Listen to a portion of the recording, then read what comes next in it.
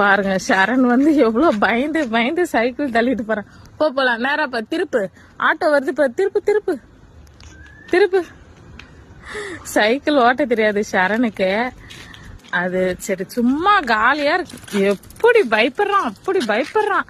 நேரா தள்ளுறா, திருப்பிடாத. அப்படி தள்ளு தள்ளு தள்ளு, அத நேரம் திருப்பு. பாரு ஒரு இப்படி திருப்பு. போ இப்ப போ. சரி போ இப்ப போ நேரா தான் போவோம். கெட்டுமா புடி, ஐயோ விழுந்துரும். புடி கெட்டுமா புடி. நான் விட்டுட்டேன். இப்ப போ நேரா போ நேரா போ. சரி போ இப்ப போ பாக்கலாம்.